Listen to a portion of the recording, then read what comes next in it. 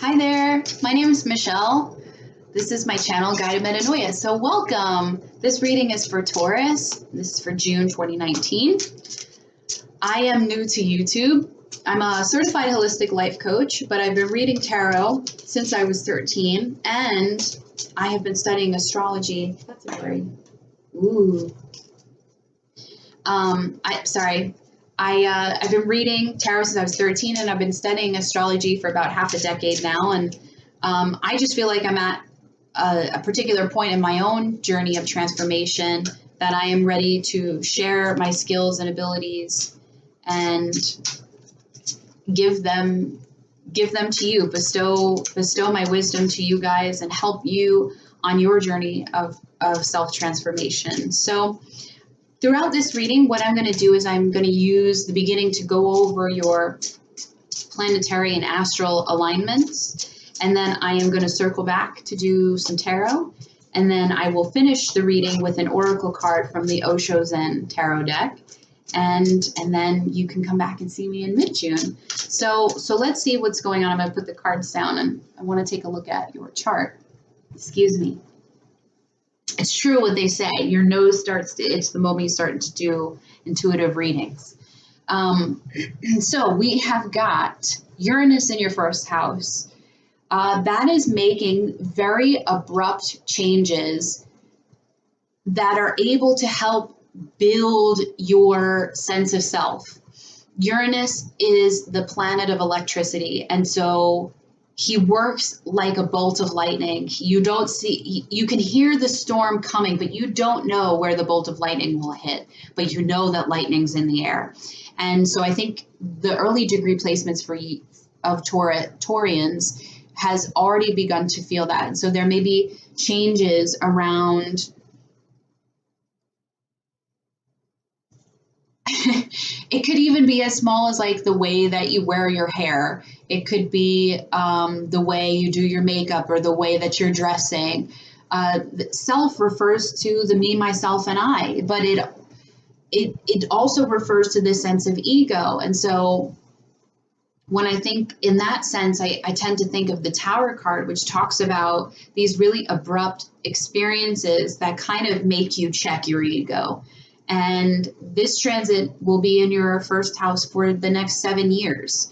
And so it doesn't mean that you will have back-to-back experiences of radical transformation. It does speak to periodic experiences that are helping to shape who you are becoming in the world. And so keep in mind that it serves a greater purpose and it helps you to serve your greater purpose. In your second house, we have Venus and we've got the Sun. And I think with Venus in your second house, she is bringing opportunities for you to try. You may be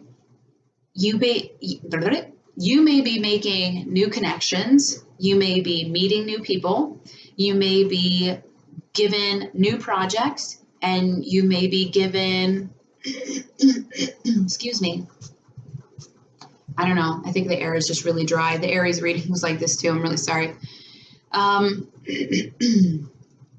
Venus in Gemini has this very networking kind of quality about it. So I see this as opportunities for you to expand your I keep saying the word opportunities. Oh my gosh. It's giving you experiences where you can meet other people. It's giving you experiences where you're going to be seen in the best light because Venus is your ruling planet. And that'll be really good for you. So if you have to network during the month of June, or if you have to network in general, I'd say like do it now. Do it now. The energies are really good for you. I'm looking at a chart from June 9th. I feel like that's a very that's a good time for the reading that I'm doing for you guys. I think the energies will really be displayed. And with the Sun there's new sense of awareness about what can help you to what it is you really want. what it is you really want.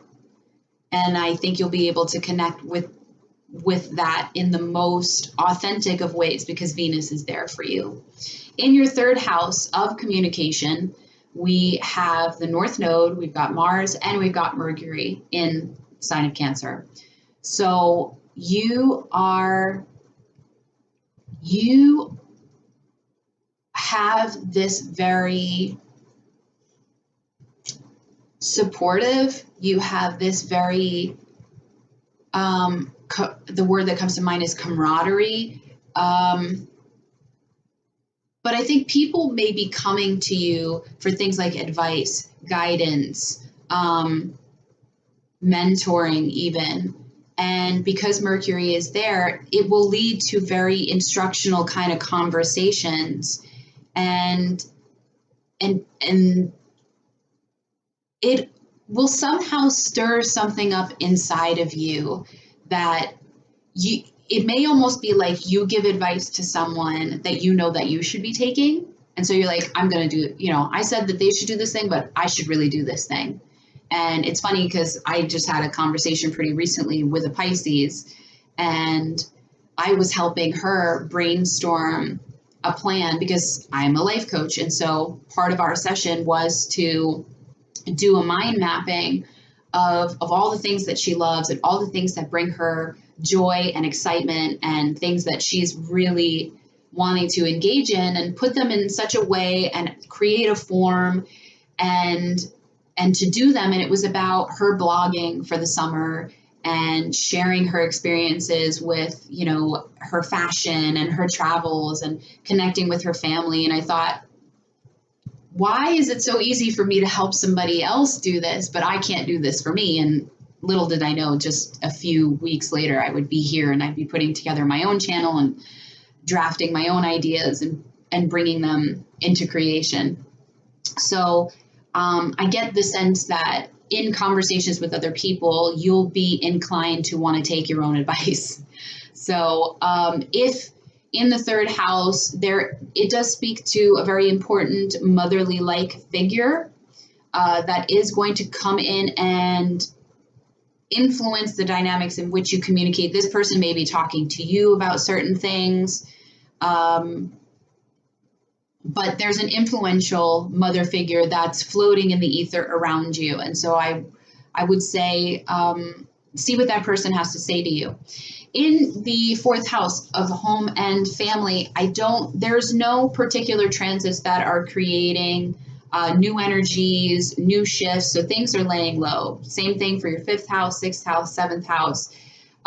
Fifth house being your creative project, sixth house being your health, seventh house being relationships with others. In your eighth house, we have Jupiter going retrograde, and that's in Sagittarius. And the eighth house really speaks to other people's money, death, transformation, taxes.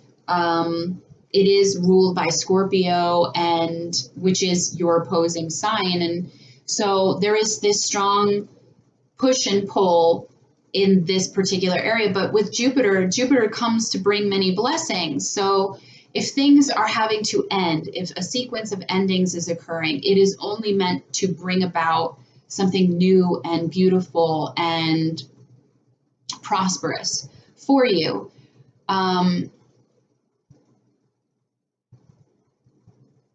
I want to say the opportunity perhaps to go back to school may be available to you, or you've been considering it, or maybe taking a class or a course or something like that.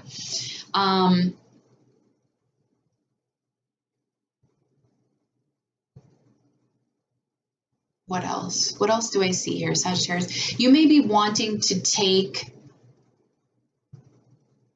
Jupiter is going to give you the experience that are necessary to make changes in these particular areas. So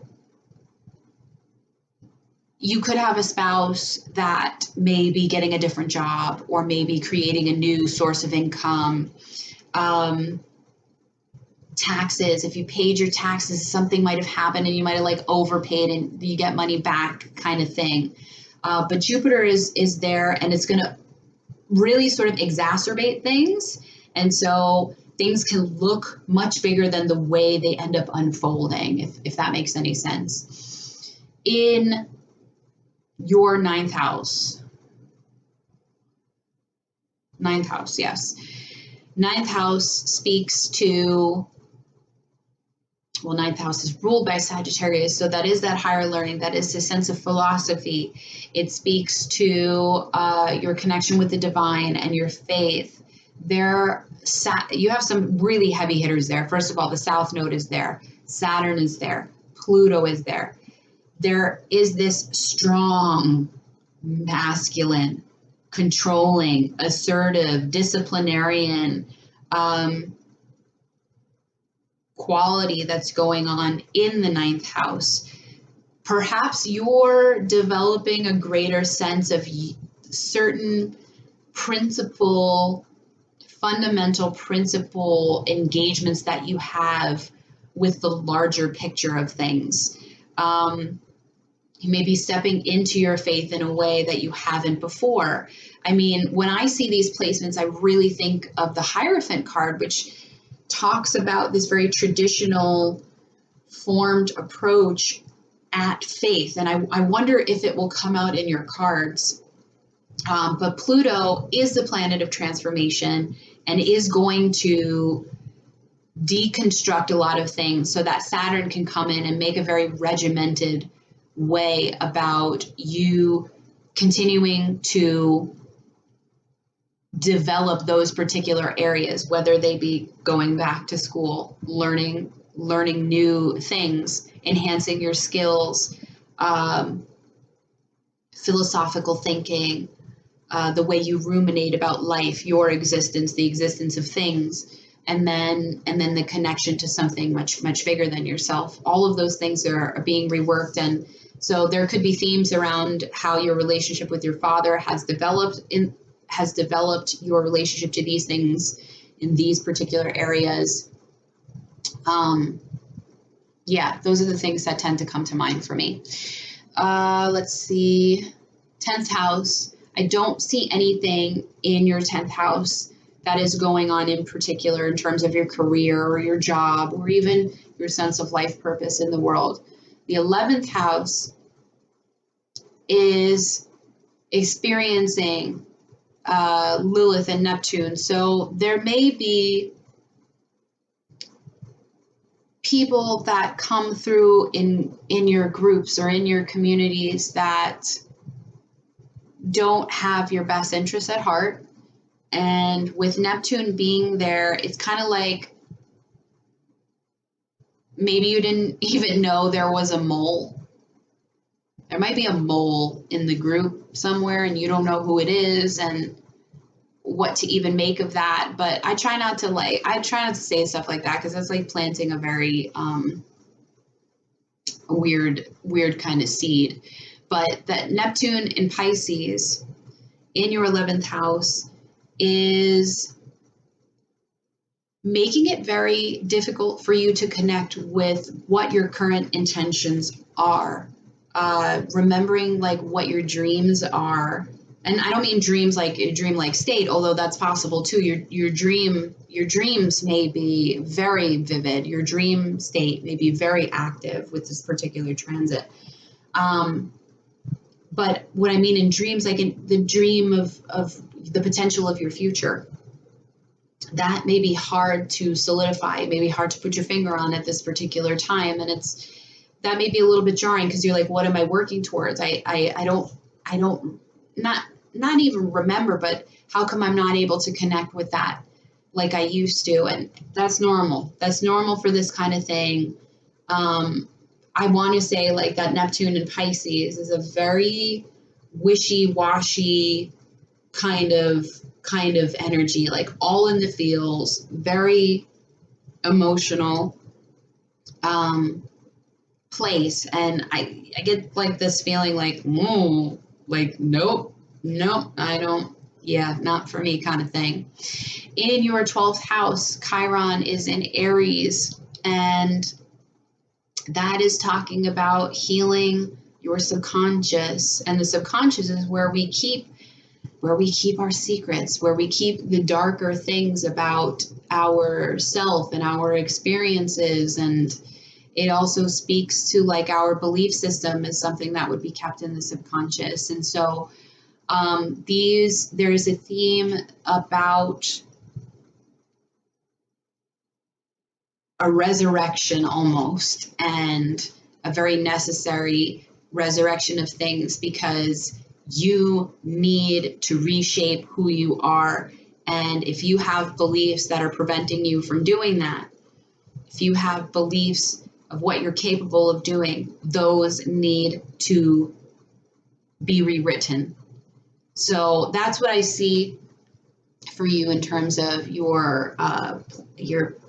the planets for you guys. And of course, those things always change, because your birth chart would indicate, you know, what planets and what signs are most influential for you. So if you've never had a birth chart reading, I would encourage you to do that. You don't have to do that.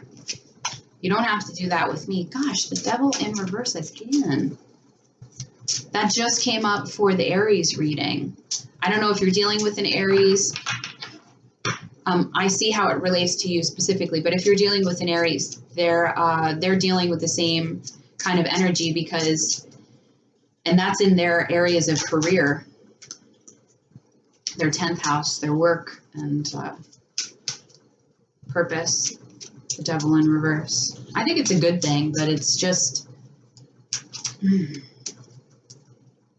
even though it's in reverse, it still speaks to this sense of not having complete control. I guess that's an issue for me. So let's see what's going on with your cards here. You do, right out the gate, you have the Wheel of Fortune, which was also a card that came up in the Aries reading. Ooh. You guys got the High Priestess. I don't think the High Priestess come up for anybody in any of the other readings. You guys are the last reading that I'm doing, so I like that. The Wheel of Fortune. Thank you. The Wheel of Fortune is here because there are things that are ending and new things that are beginning. But if you're clinging to things of the past, it's so easy for me to tell you, yeah, just let them go. Just let them go. That's so easy to say. But in all sincerity, I mean, holding on to what you know is something that you guys do. It's something that you do because most of the time you guys have worked so hard you've invested so long, you're very patient with those things. And so to see them go is not always embraced. But the Wheel of Fortune, things are changing, things are opening up, a new cycle is beginning, and it's here to help you become your most prosperous self. So, I'll show you. That is the Wheel of Fortune. I am realizing in your reading, it's not something I picked up on in the Aries reading, the book. This is something that is karmically destined for those of you that are resonating with this reading. It is, thank you. It has already been written. Akashic Records. It's, I've actually had an Akashic Record reading, and it was okay. It was definitely really relevant, but for being able to do tarot and studying astrology and stuff like that, people don't realize I am incredibly skeptical about a lot of people that do this kind of work. I'm not sure why I'm still shuffling. I'm going to stop. Yeah, I'm incredibly skeptical about the various people that do this kind of work, because I'm so open to ancient wisdom. I'm not specifically referring to certain kinds of psychic abilities and things like that. And you can even see, like, in the way that I talk about it, I've had experiences where I know within myself, sorry, I don't think I mentioned this yet. my sun is in Libra, and I've got a Cancer moon, and I have a Pisces rising. I didn't know that I was destined to be this incredibly empathetic. I still don't like calling myself a psychic because I genuinely feel like it is something that's within all of us, but there is just this sense of, I don't know how else to say it. Like, you know, when somebody's fabricating something, you know, do you get what I'm saying? And I had been around certain experiences with people that were doing this kind of work and other kinds of work that I was just like, you're fishing. I see that you're fishing for information, and it's probably because you can tell that I am just, I'm not going to give you all of the answers. And so I'm probably like the kind of person that I wouldn't want to have to do a reading for, because I like block that kind of stuff off. But it's purely in a way that I don't want to interrupt things, and I don't like when certain readers have to go fishing for things. And so my Akashic, little convoluted story, my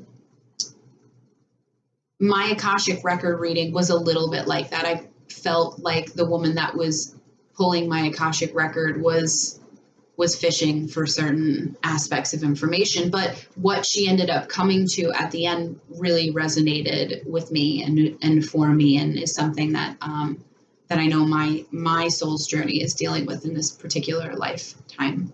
So, Wheel of Fortune, it is possible that your Akashic record, this is something that's been written in your Akashic record, which makes it something that must come through in the actions you take in this particular life. It is inevitably necessary. Then we've got the Two of Pentacles in reverse. And the Two of Pentacles in reverse talks about either you were in this phase where you were like, should I, shouldn't I, do I, don't I, will I, won't I? You were weighing something out. So there were two options available to you, and you are coming now into a place where you're deciding, this is the thing that I want. This is the thing that I will pursue. So that deliberation, the energy of deliberation is, you're done with it. You're moving on from it. I don't necessarily see that you've quite made the decision specifically based on the other cards that are here, but you are just about to. You're just about to. This new pentacle, which kind of also speaks to the Wheel of Fortune, is going to stir up something new, and so turn the wheel. Five of Wands in reverse is the next card, and that speaks to any internal conflict that you may have been having. That is also behind you at this particular point. Things are settling down now. If you were having external conflict because you have internal conflict, and as within, so without, you're moving past this kind of energy. And I hate to see a mad Taurus, because my husband is a Taurus. My husband is a Taurus, and but he's more of a cusp. He's between Taurus and Gemini, and then he has a Gemini rising, so he has a lot of Gemini energy. And but I see his Taurus ways, and because I'm a Libra, I really admire the certain aspects of him that are very Venusian. You don't want to piss off a Taurus. I'm just saying, you do not want to piss off a Taurus. You cannot handle the horns. You cannot handle the bull. You better get out of their way. The Devil in reverse.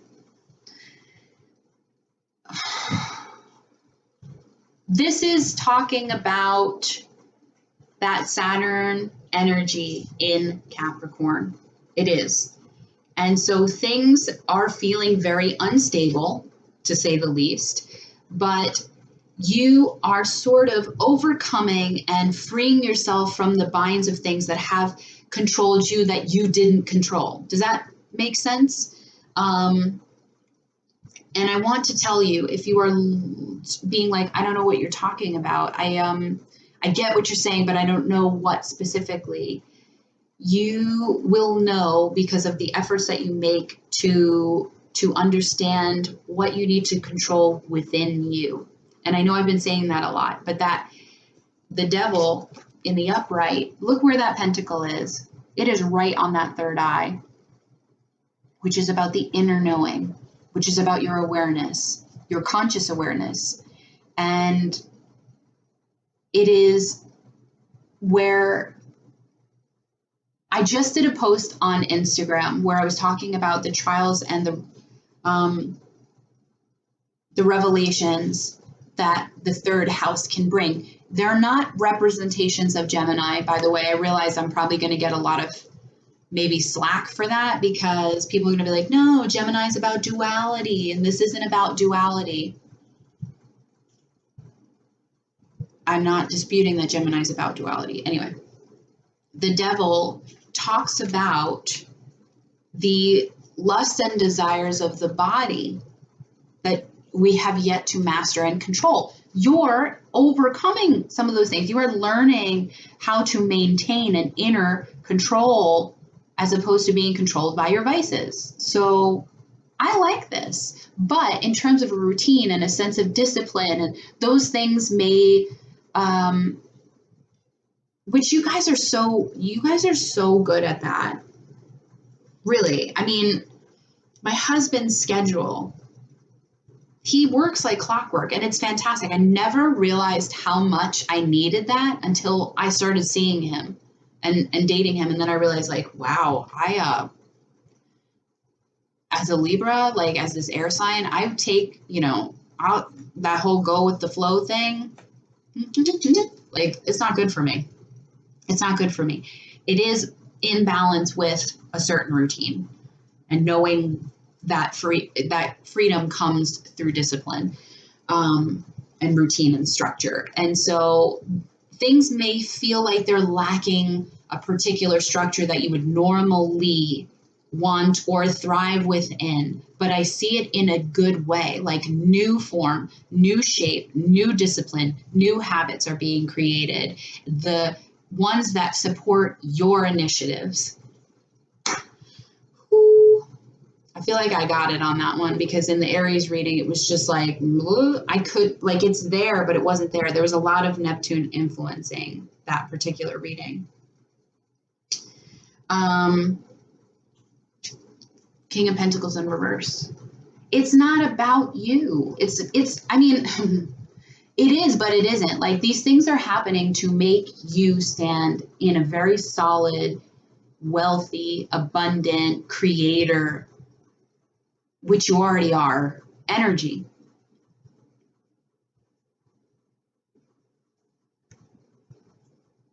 But you do not feel in your power at this particular time. But you could, but you can. If you understood that you are facilitating these changes, how would that shape everything? Think about that. You'll have to answer that for you. If you feel so inclined, you may do so below as well. Queen of Cups in reverse. This also came up for Aries too. Gosh, guys are sharing a lot of energies.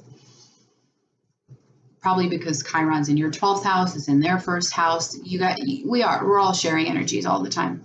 Queen of Cups in reverse is you are ignoring a connection to your emotions. Your emotions are trying to tell you something in particular about this sense of stability, this need for stability, this need for decisive reasoning. Your emotions have something to tell you, and if you could just allow those energies in to permeate. You may have to talk to somebody about your feelings. That could also be like that Mars and Mercury in Cancer, because this represents the water signs, Cancer, Pisces, Scorpio. And there may be a lot of healing that's able to come through for you if you do that sort of thing, absolutely. But there is a sense of you're not connecting with your unconscious It may come through in your dreams to be worked out, but I see that this sense of balance is able to come to you, but you've got to make peace with your emotions first. Have a good cry if you need to. Okay, you have 2 twos that are out here, so that really speaks to having balance. Then we pull the High Priestess. So cool, because I totally said in your astrology portion that I was like, I wouldn't be surprised if I saw the high priest. Well, boom. Here's the other, I wouldn't say extreme. No. But this is sort of the polar opposite of that. How do I describe this? The Hierophant representing that religious, traditional approach, a merchandising priest, buy your way into heaven kind of thing. That's not what this is. This is about knowing that heaven is within. This is the spiritual knowing. And the spiritual knowing is an appropriate way to define this card. The High Priestess is talking about knowing that the wisdom is within you. She represents the dualistic energies that are certainly coming through in your reading, but she's able to maintain a sense of elevation beyond that because she knows that there is an existence, there is a knowing, there is a state beyond white and black, right and wrong. That is the godly state. You've got it. You're representing it. I believe this card is traditionally represented by Pisces, and so it does speak to that Neptunian energy, and perhaps I spoke too quickly when I said it's the kind of energy you don't want to embody, because it's very well maybe the kind of energy you are embodying, or there's something there to that Neptunian energy in Pisces. That's what I'm getting with the High Priestess, but you are resolving what internal conflict you have to come into an inner knowing, and dare I say even building a routine around that type of connection, which I think is fantastic. Page of Wands. I think there is a creative venture that's possibly coming in for you. You may feel a little bit more artistic in nature than you're used to, or if you're working on a fun endeavor with other people. These 3 flowers always speak to the 3 of Pentacles. I think it'll be a good project to work on for sure. If this isn't you, you are taking swift action on things that you can see beginning to develop, that are producing results, that are beginning to produce results. It's not like a full-blown thing yet. Ace of Pentacles, but it was in the reverse. There is this new opportunity. The Wheel of Fortune, right? So the cycles are closing out. This speaks to the new beginning, the new birth, the new opportunity, the new life lesson. It's not quite here yet, but it's on its way. And there's a part of me that wants to say, when you open up to it, it will come. If you have any doubts about something new, or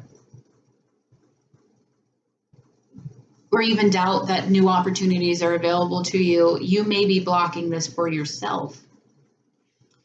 You've got the 6 of Wands. That's the next card that came out. The 6 of Wands is a courageous, proud victory.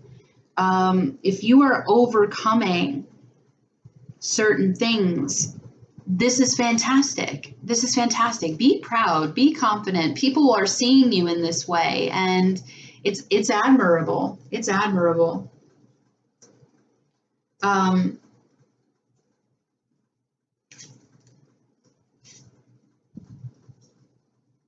Then the Nine of Wands, which talks about feeling weary, nine is always a culminatory, I don't think that's a word. It's a culmination number for me, even though the decks go into advanced numbers beyond that. Nine is always like my just about done. You're almost there. There are burdensome things that have left you feeling very defensive, very weary. But I think that you're overcoming them. I think that these don't speak to Pentacles. Pentacles always sort of represent like life lessons for me. I think you're able to find a victory over the things that may have made you weary in the past. And that's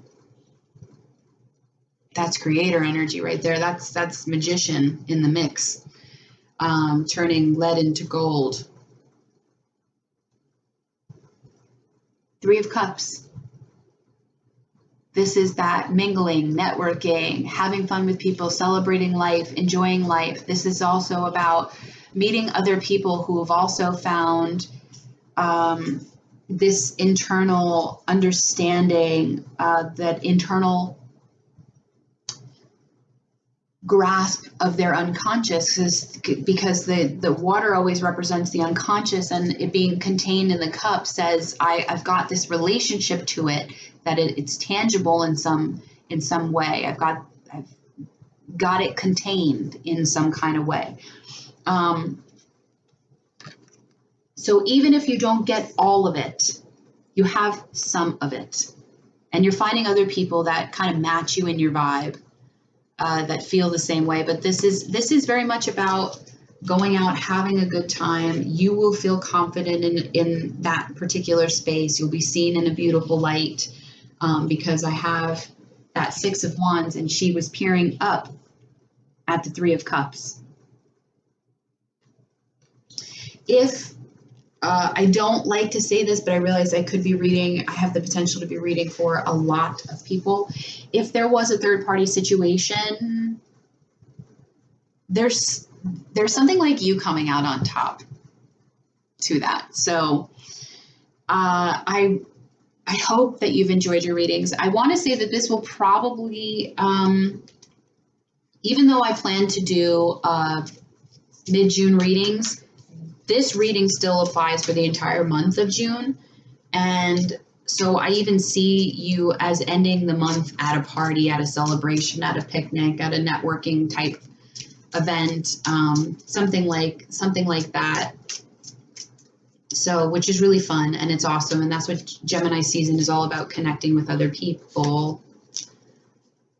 Consciousness.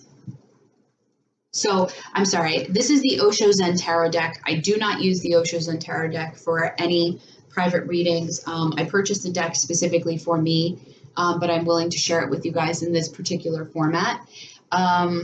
But it's new to me, and I'm still learning it, but I thought it's got some beautiful messages. It follows a lot of Zen principles. So there's, Buddhism and Taoism that theologies that really come through in these cards. And we pulled for you consciousness. So let me find it, and I will read the meaning of the card to you, and hopefully that will resonate with what has come out for you. Consciousness, which is the Ace of Swords in a traditional tarot deck, which is fantastic. So now we've got two aces, the Ace of Pentacles and the Ace of Swords.